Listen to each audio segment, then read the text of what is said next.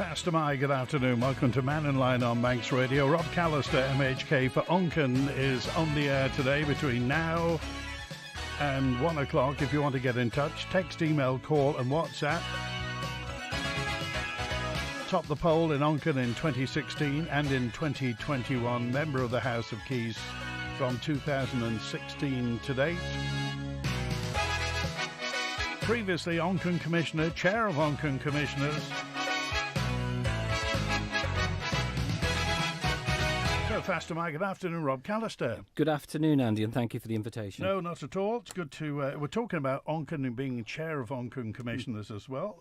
What's the current state of play around Onchan at the moment? How do you gauge the sense of it all? Well, I think if you're talking concerns, I think there's still concerns around traffic flowing in and out of the village. There's still parking concerns. There's still the general condition of roads and pavement within the constituency. Obviously concerns about connecting our bus timetables to the community. Obviously dilapidated properties. There's been plenty of questions asked on these topics, but all of these need to be addressed before we even consider increasing our population. If you're talking about the local authority, I've followed it very closely, and I am concerned, same as a lot of other ratepayers in Onchan, how money is being spent in certain ways. And I would encourage the local authority, to actually come together for the good of our community. I'm not saying you're obsessed, Rob Callister, but you seem very focused on the constituents of Onchan. You phone people back within minutes sometimes. I try to, because I am there.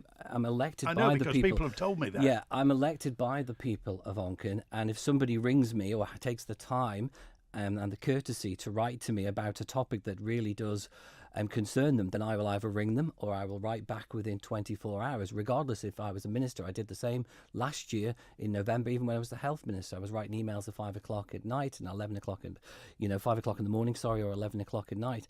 I am concerned about my constituents, and I do care when things concern them. So in terms of, what feedback are you getting? Is there any one issue in Onchan?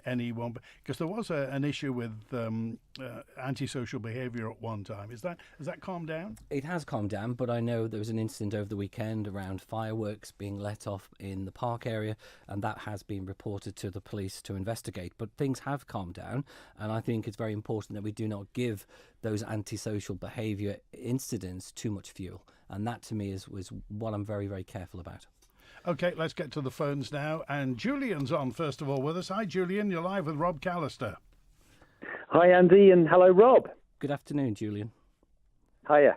As former chairman of the MUA, I'm interested to hear your opinion on Reuters' headline from last week that the S&P credit rating agency, along with Fitch rating agency, are joining Moody's in downgrading Ørsted's credit rating, and issues also with Siemens Gamesa wind turbines are compounding the problem. Do you think the island's headlong rush into wind energy could mean financial ruin for the island if Ørsted and Siemens are a barometer of a collapsing renewables industry, as is being reported recently? Well, I think we've just seen Moody's latest report, and it had the Isle of Man as a AAA negative, or it's around that area.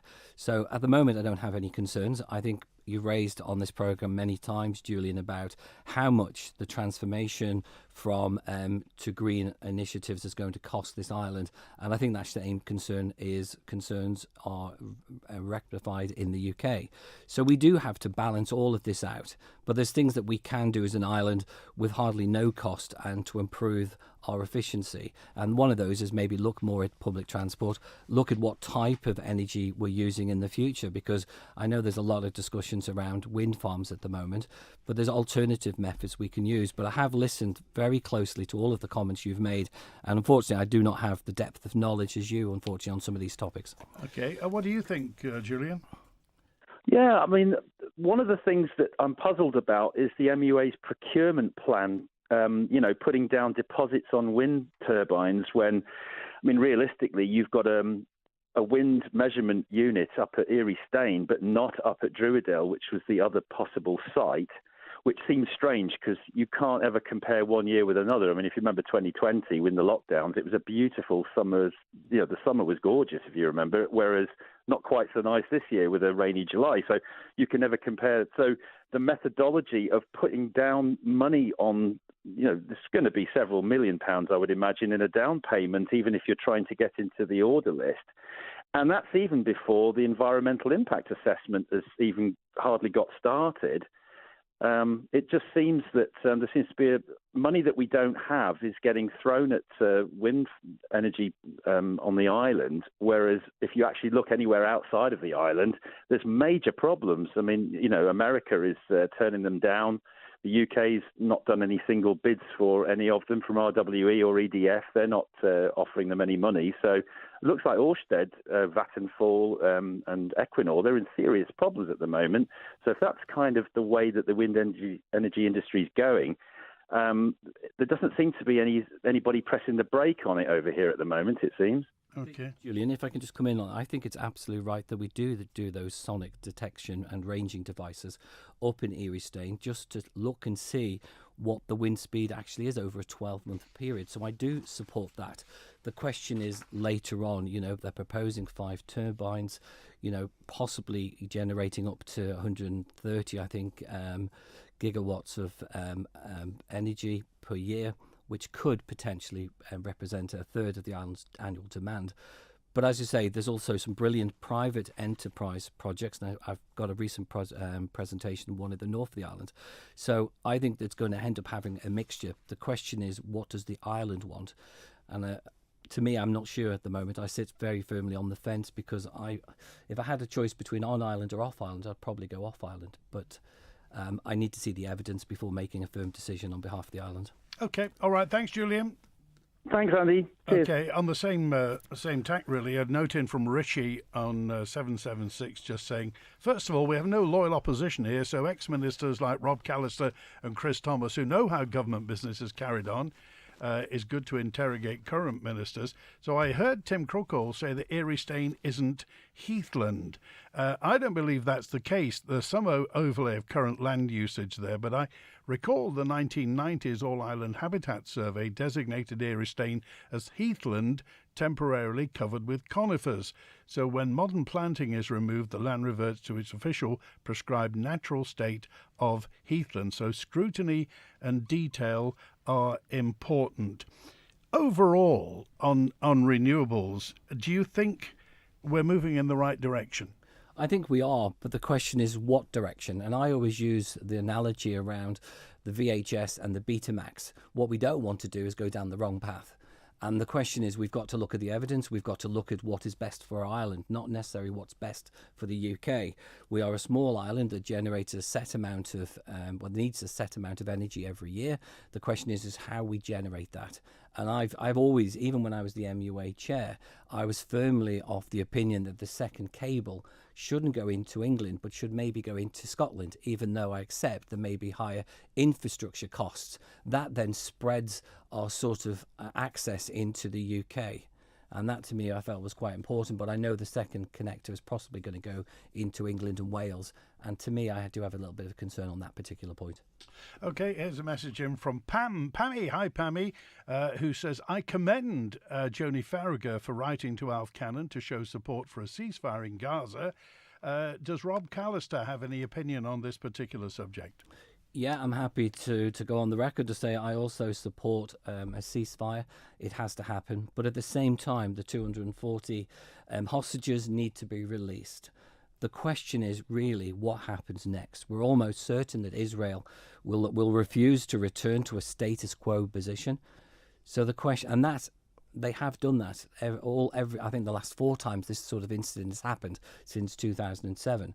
So I feel there's countries like Egypt and Jordan will have to play a significant role, to cement long-term peace in the area.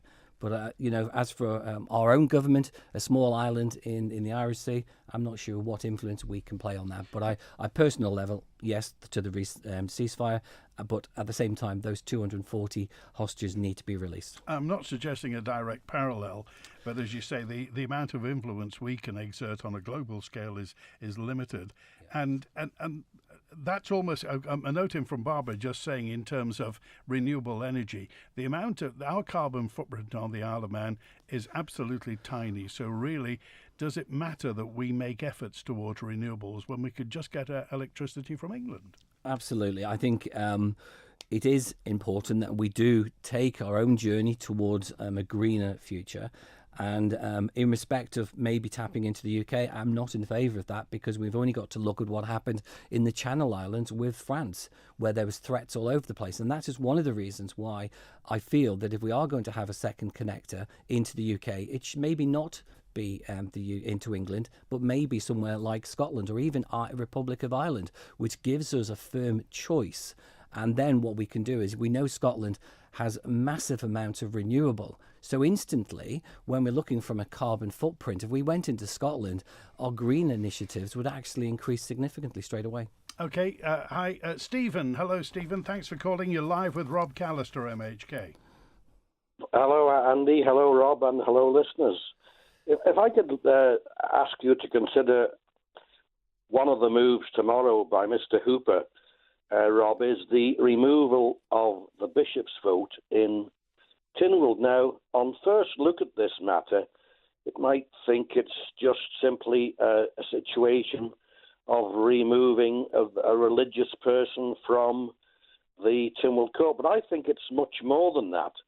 And if we go back to the Lord Lisvane report, which was only in 2016, there was never, and that we looked at having a major change to our constitution and makeup of Tynwald, and there was certainly no recommendation from Lord Lisvane to remove the bishop's vote. Now, I think some members of Tynwald, are certainly the Keys, may just think, oh yes, let's remove the bishop's vote from Tynwald, and that's it. But I think it's a much broader and wider problem, in as much as we are reducing the voting numbers of Tynwald Court, which has, of all the islands around the coast of Britain, which are dependencies, we have one of the smallest legislatures in any event.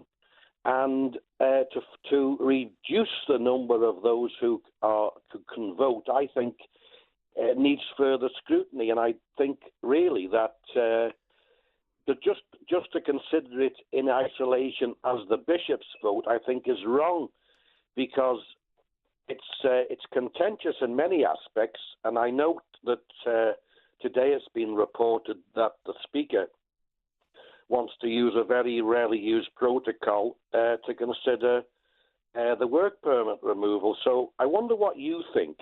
Would you agree that it's far wider than just the simple issue of the removal of the bishop's vote? It's meddling once again with Tynwald and its makeup, and we don't know the lot of unintended consequences. So for me, tomorrow, I do hope that the members really think about this issue. It's not just one of taking religion out of politics. It's a very important matter of the makeup of Tynwald and the numbers who are eligible to vote. Yeah, Steve, thank you so much for the question. I think you're right. We have to be careful of the unknown consequence around this. We know that in June this year, the vote was, I think it was 14-10 in the Keys, and that is why the Honourable Member is moving this. I personally will not be supporting it tomorrow, and one of the reasons I won't be supporting is because I think our focus between now and the election in 2026 needs to be absolutely around the island plan. Instead of just looking at these small little areas, this is significant in the island's culture, the history, but our focus for the next 3 years really needs to be delivering the island plan and not messing around or taking drafters' time dealing with things around the bishop's vote, which I really genuinely don't believe it is very high on anybody's agenda except for a couple of people. Yes, I would agree with that. And I also hope that you have success tomorrow in moving that the assisted dying legislation goes to a committee. Because I do not think that that also has been given sufficient consideration. I agree with you, it should go to a committee. I thank you, Steve. And the reason why I'm moving the committee is because I don't agree with all of the legislation. As I put on social media yesterday, my first obligation is to listen and to represent the views of constituents, which I did by supporting the second reading. The second part is that I have a duty as an elected member to ensure that any legislation being passed in the House of Keys absolutely is the best legislation we can produce. And I'll give you one example of what I will talk about tomorrow. I'm really seriously concerned about Clause 11, which relates to inquests, death certifications, and how they will have an effect on insurance policies. And that, to me, cannot be discussed in a whole committee of the House. And I'll be hopefully putting that argument to my colleagues tomorrow. And that is one of the reasons why I want them to support a committee being set up to look in very close detail around some of these clauses. Stephen? Yes, I wholeheartedly agree with everything. So I do hope that the removal of the bishop's vote, for the reasons I've outlined, and I do hope that your motion is supported as well. Okay, all right. Thanks, Stephen. Good to hear from you. What's been the feedback from your constituents regarding assisted dying? Well, back in May, June this year, I put out a call for people to give me their opinion, to guide me and to steer me. And I had over 370 people. I checked them all off the voters register to make sure that, they were there. And I think it was about 65 to 70%, if not a little bit higher, said absolutely yes. They would like to see some form of legislation introduced in respect of assisted dying. Now, since then, we've had quite a lot of lobbying against the legislation, which is fine. I respect every single person that's wrote to me. And as I've just said to Stephen there, it's absolutely right that we support the legislation. But from this point on, we have to make sure that legislation is correct. The part of the people who are against it, part of their argument is secondary legislation and, as you mentioned, unintended consequences. So can you be a bit more specific about the inquest clause there? Yeah, so as you say, without seeing the secondary legislation, it's really hard to see how all of this legislation would work in practice. So one of the concerns I have relates to the inquests and death certifications.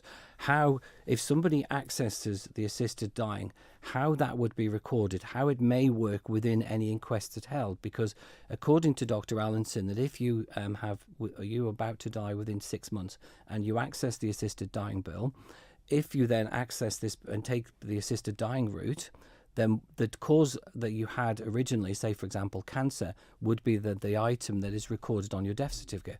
What I'm seriously worried about, and what I'm trying to make sure I'm absolutely right for my constituents and for the people of this island, is that death certificate, even though it's recorded, it doesn't get challenged by an insurance company. I want to be absolutely sure that if somebody has a life insurance or somebody has a mortgage insurance policy, that suddenly we don't find a case on the Isle of Man where an insurance company has refused to pay out because the person has taken this route. And I want to be very clear on that. This isn't about me throwing this policy or this legislation into the long grass. This is about making sure that I'm protecting my constituents in Onchan and the people of this island. Surely we've had negotiations. Surely we've had a steer from the insurance companies about this. Dr. Allinson has sent members a correspondence this morning on that from the British Association of Insurers, and I will mention that in a bit more detail tomorrow, Andy. What we've done differently here on the Isle of Man in respect of assisted dying, if we look at our colleagues in Jersey, they started with an e-petition in 2018.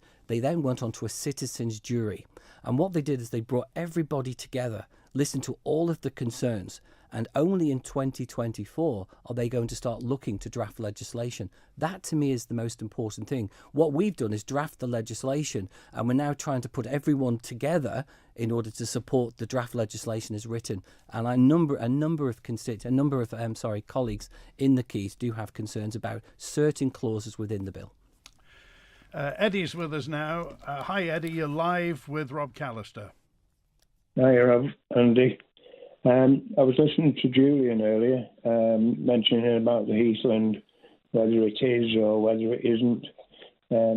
Everybody up here seems to think it's always been Heathland. There was a few things I mentioned on Friday about this. There was a Heathland, is it or isn't it? The flooding. I don't think the government have even considered what it would cause for flooding.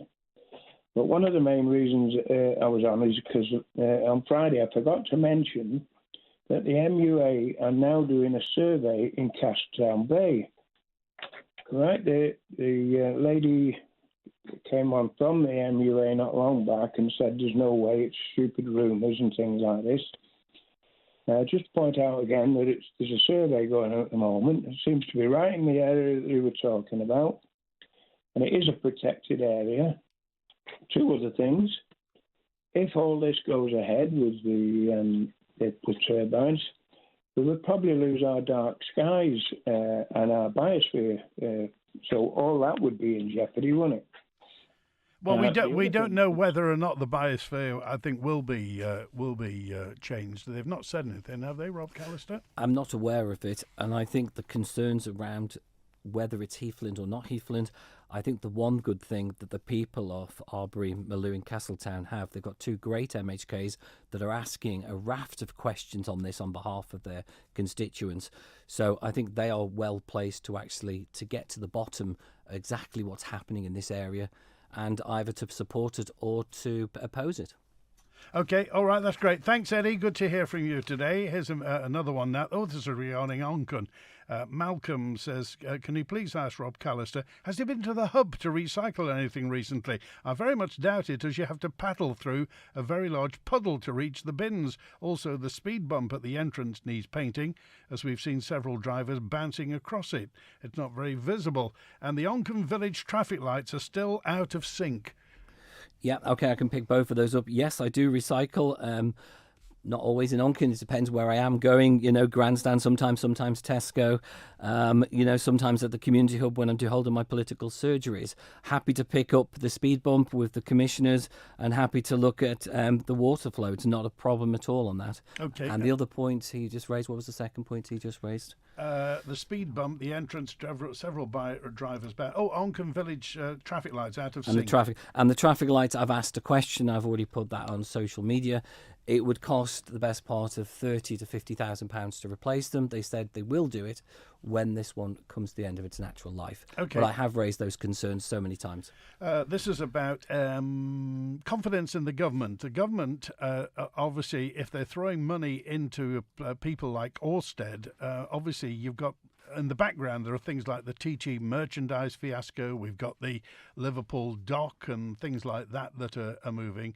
So surely, this is John, it just requires more deliberation before we're putting all our eggs in the wind farm basket.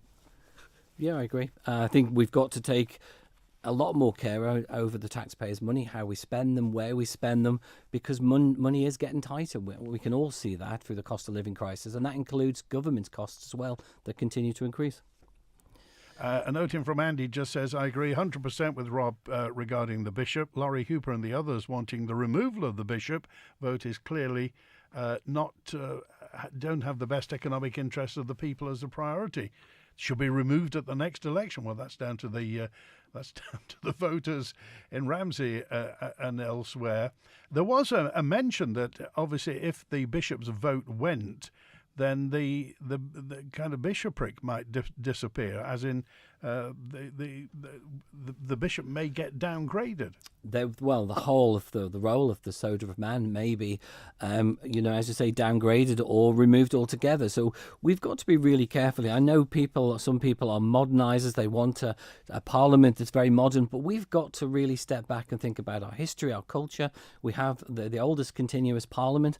Okay, it might be small, but it's unique. We've passed some serious legislation throughout our history, and we have to be very careful what we do. And only in recent years I've realised I'm more of a modernist sort of person, where I like the tradition, the feel of everything we do as part of this role.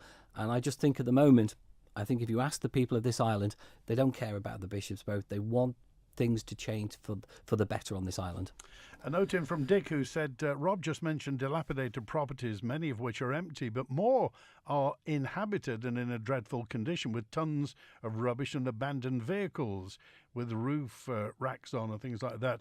If they were government-owned, they'd have been repaired years ago, but you ask the commissioners to look at them and nothing's ever done. Could you ask Rob, is it about time responsibility for doing something about dilapidated properties, be they inhabited or not, is given to DEFRA or the DOI or Environmental Health, whoever you like, really, just away from the commissioners who don't act. Meanwhile, everyone else's house value drops and entire estates look run down because of one or two bad apples. I think he's absolutely right, and I thank Dick for his question, because dilapidated properties are an eyesore on our community, on our island. There is a lot of work going on behind the scenes, and I've been heavily involved in getting legislation, getting regulations changed to deal with dilapidated properties. But there is legal loopholes that keep getting jumped into and taken out, so we need to look at that. I think he's absolutely right with regard to the costs, but the problem is on the local authority. If they pursue somebody who has got a dilapidated property, then those funds come out off the rate, and it can cost tens of thousands of pounds. We know that by some cases that Douglas Corporation have actually had to deal with, and that, if you take Onchan, if it's £7,500 spent, that's 1p on every single person's rates. So they've got to balance all of this out, pursue people, try to do it sympathetically and encouraging people to bring their properties up to a satisfactory standard, or then pursue it for the courts. Government could do a lot more by getting tougher legislation in place, bringing in that vacant property officer, which is something I've asked for in the past, in order to help local authorities. All of that is coming. So hopefully people will see the change within, I don't know, the next year, 18 months. Okay. Oh, Eddie, you got a question for Rob Callister. Eddie? Yes, I hadn't quite finished, but one of the questions I wanted to ask him, the main one really, was he actually said earlier on, stated that he would prefer offshore than onshore. And what does he think of this morning? Rishi Sunak has announced that he is, because nobody's interested in taking on the wind farms in the North Sea and so on, he's actually thinking of opening more gas and oil mines to cover all this. And for the lady who was on earlier, the percentage is 0.8 of 1% is the element. What do you think, Rob? Well, okay, let's just bring this back, Eddie. I think if we had a choice of building some on land or within our 12-mile water sort of area, then I would probably go for that. I would probably support a solar farm in the north of the island. And in respect of the UK tender, I think if I remember seeing an article on this, the tender process was flawed, and that is why none of the energy companies wanted to get involved, because it just didn't make money for them. So again, we've got to be very careful how we do them. I still believe we're going to have a mixture of everything. We're going to have a solar farm. We're probably going to have some, wind on land, and we're going to have some off island as well, but within our territorial waters. Okay. All right. Thanks, Eddie.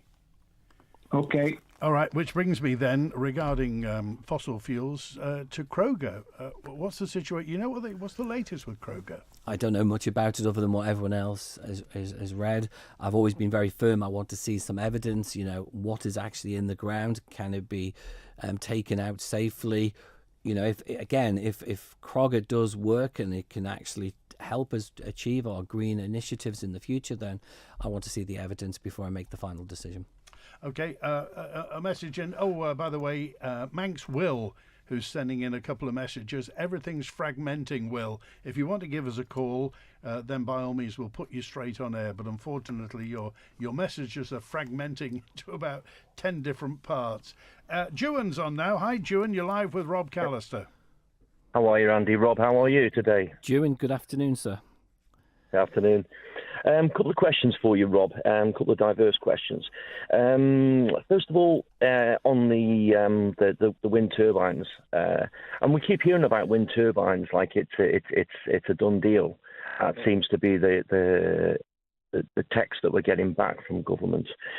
And as you quite rightly said, we have to be very, very careful now watching the pennies, because people have been spending them like we've got we've got a forest full of money trees.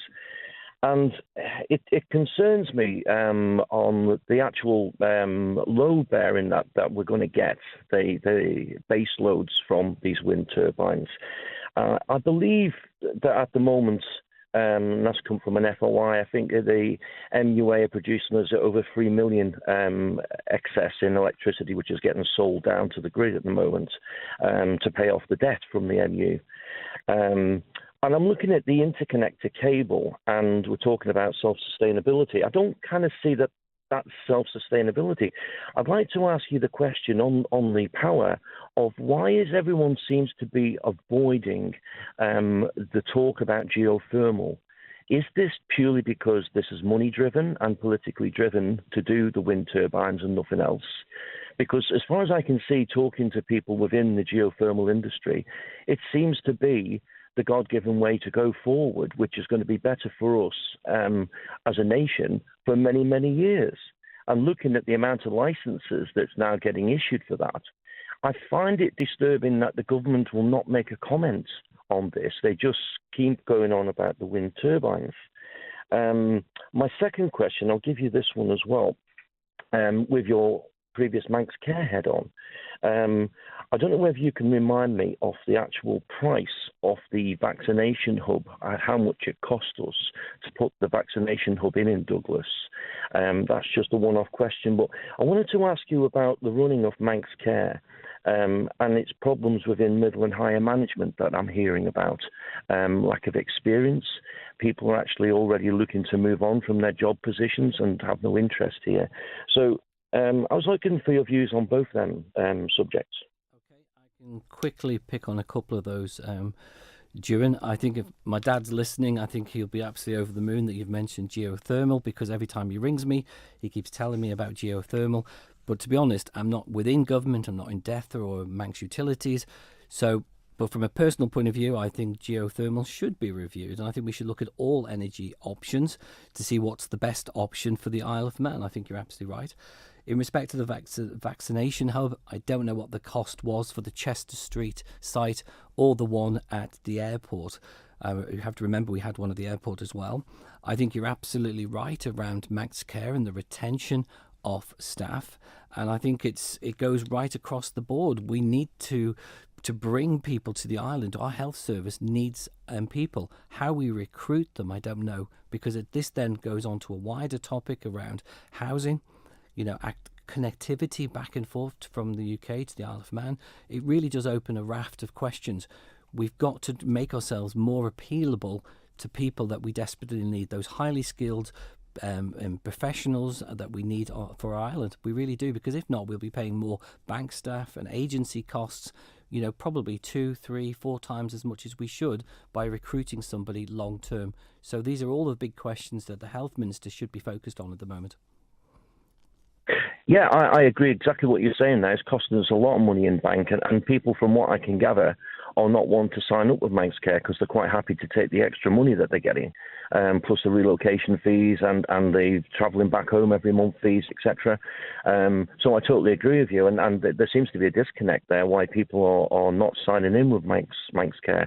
And back onto the accommodation, that was also a big problem seemingly, because the lodgings at the hospital are over accommodated, and people are now struggling.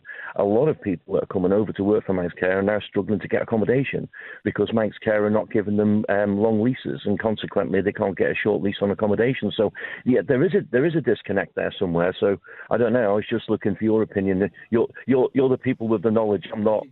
You're right. I'm not in DFE, but as I say, when I was in there, it was really highly focused that we do need to sort out our housing, rental properties in particular, because it's very hard to find half decent accommodation for less than £1,000, £1,100, £1,200 at the moment.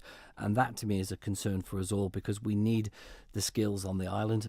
They need housing. They need to get the connectivity back and forth from the UK until they settle into island life.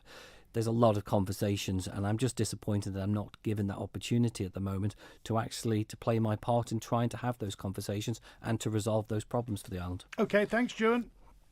Cheers, guys. Thank you. All right, 19 minutes before 1 now. Walk through the Northern Lights into a land of ice and snow at Ramsey Garden Centre. Indoor and outdoor lights, a magical range of real and artificial trees, decorations, gifts and much more. Christmas at Ramsey Garden Centre, Albert Road. The festive time of the year is all about getting together, family and friends, while celebrating, drinking and eating. Until silence can be deafening. At any point, children and adults can choke. Would you know what to do? Be prepared. Get trained. St John Ambulance can help. We have courses from as little as £30 per person. Call now on 674 387. Have you seen Skipton's savings rates? They're offering a fixed rate of 5.65% gross AER when depositing £50,000 or more. The account matures on the 15th of January 2025. Wow, that's much more than my bank's paying on my savings. It's time to switch to Skipton. Call 730 730 or visit skiptoninternational.com.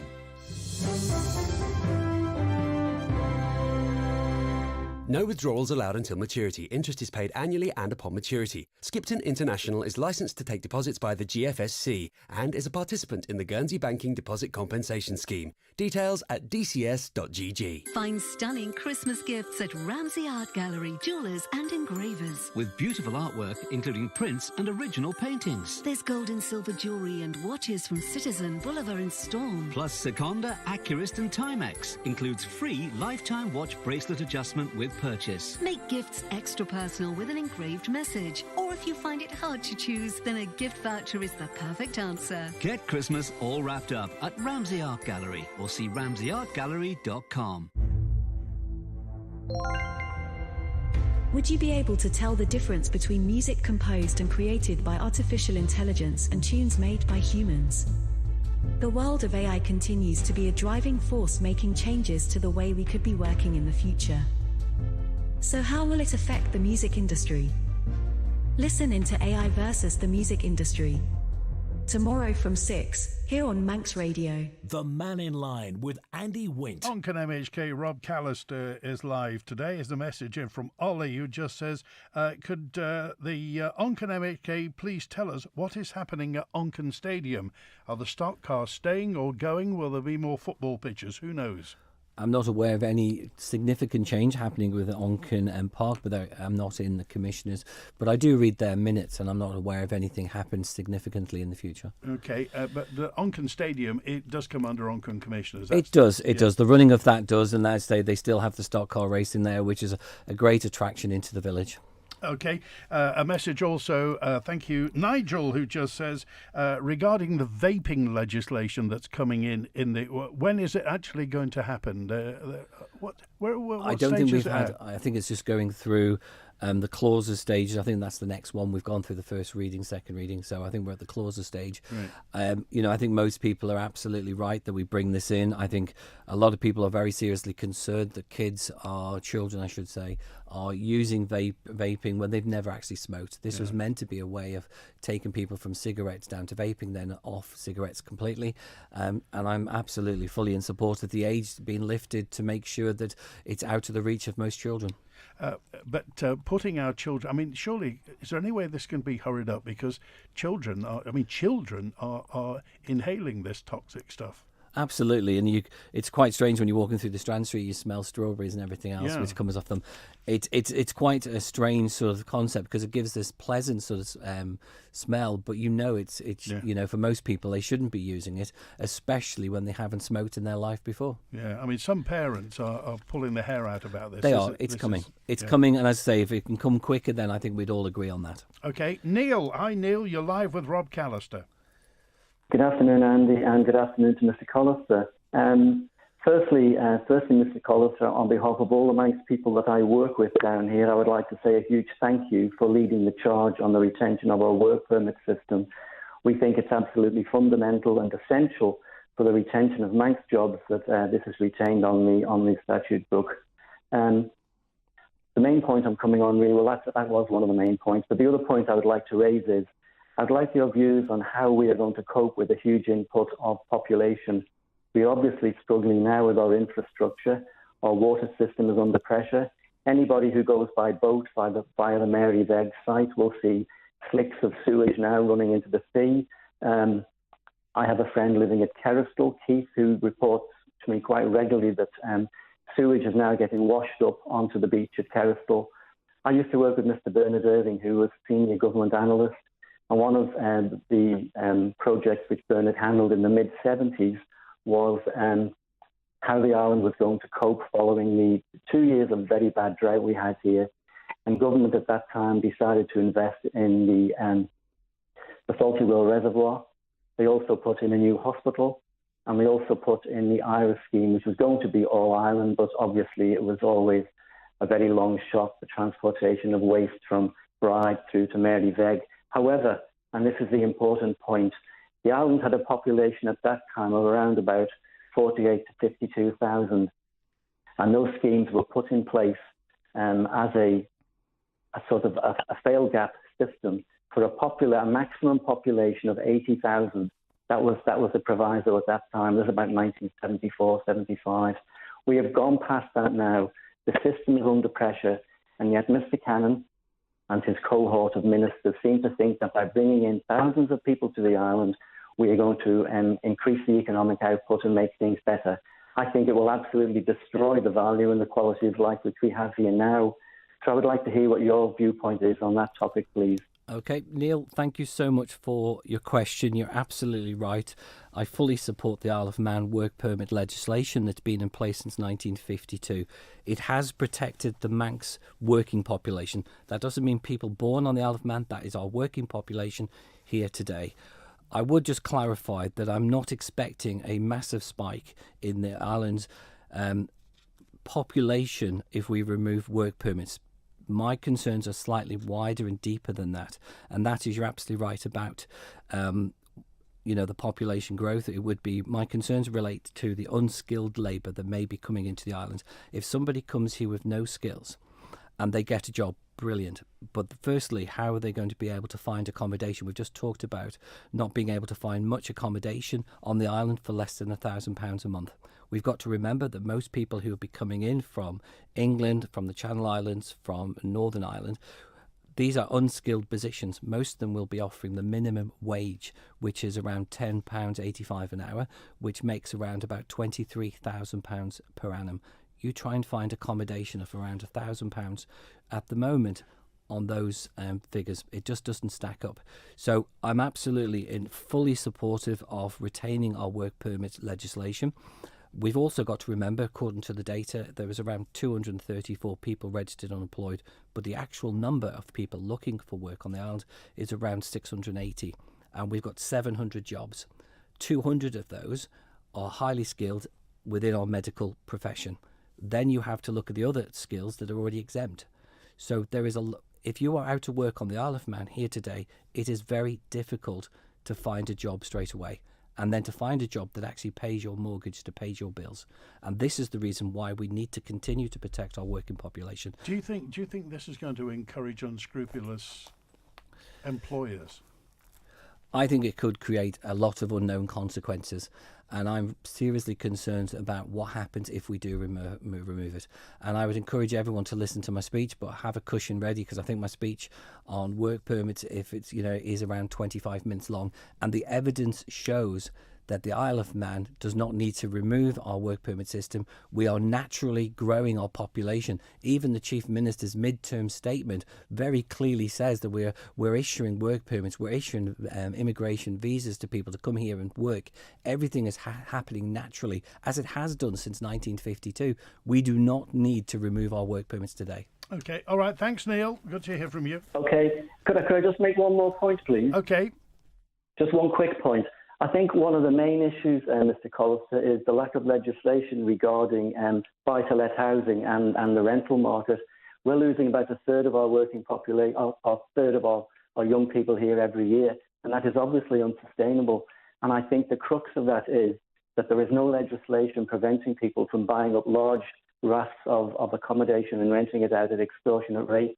That has the two impacts. One is keeping house prices artificially high, and secondly, it's forcing young people to leave the island. The very people that we need are being forced away. But I do agree with your comments, and thank you very, very much for your support on the work permit scheme. Okay. Thank you, Andy. All right, thanks for that. Neil, can I just come back on one point you've made there? Okay. I think you're absolutely right about the buy-to-let and the second homes. We need to really understand what is happening in our property market. We know that the island's population has not increased. The number of properties available on the island has increased a little bit over the last 15 years. So we should have enough properties on the island. You're absolutely right that we are losing 50% of our students each year. We need to make this island more attractive for them to return to the island. 9 minutes before 1 now. We're live with Rob Callister, MHK. Whatever your business, whatever its size, you can always rely on the island's leading fuel and oil supplier to keep you moving. Ellen Mannin Fuels, powering the island and powering industry. Call us on 844 000. Island Hearing Limited, your local hearing care specialist since 2009, with branches in Port Erin and Ramsey.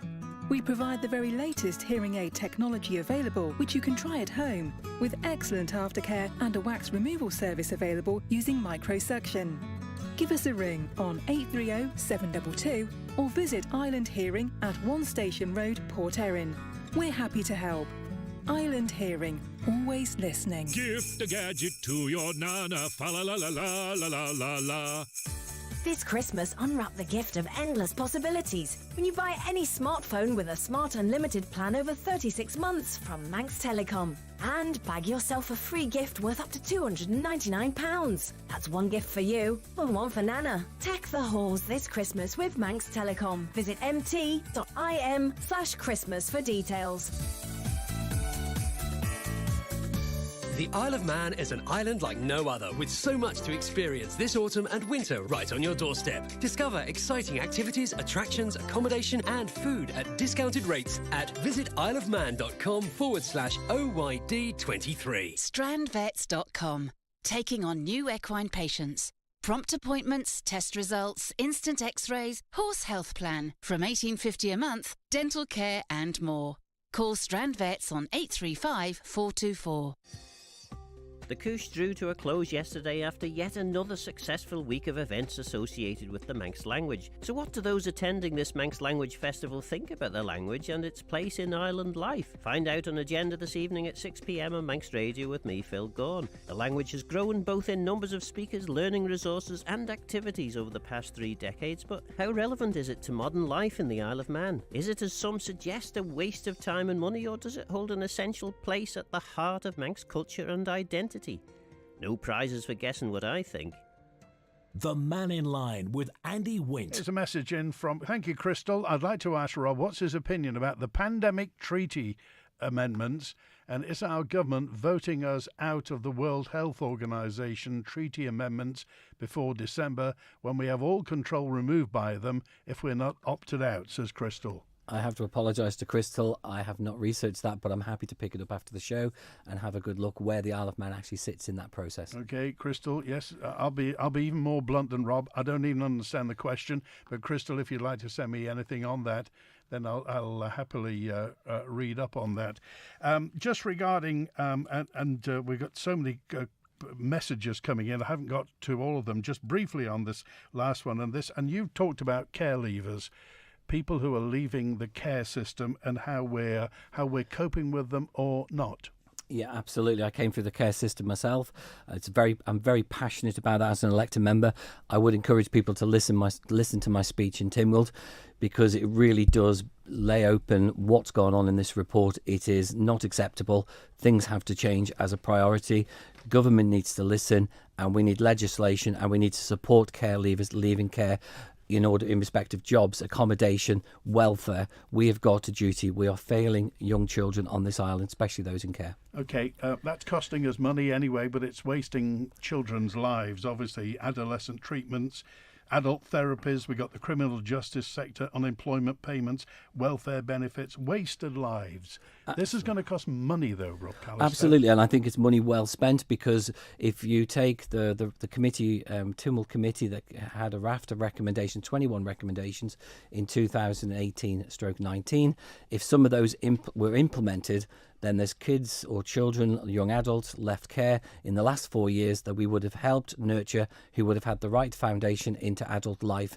A lot of them would be in careers and settling down into life on the Isle of Man. We've failed them. We need to make sure that doesn't happen in the future. Okay, I just want to ask you personally, because you mentioned about coming through the care system, that loneliness of being a child when you can't see anything in the future. Now, you straightened your life out. You've got yourself a very good career now.